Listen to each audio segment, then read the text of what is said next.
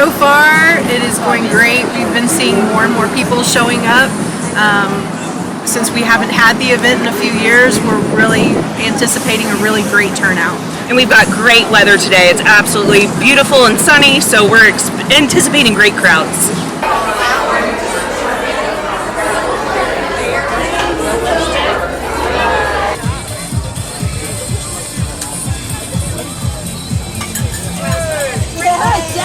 We started the event, the first one was in 2018. Correct.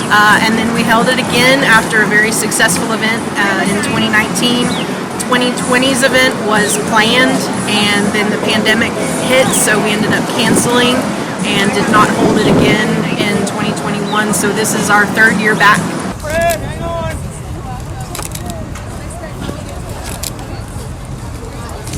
Buddy, don't get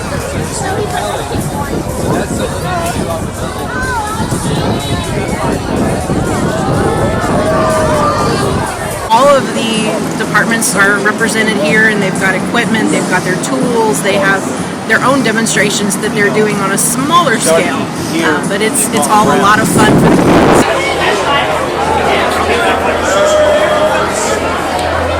Actually grown with partnerships and sponsorships.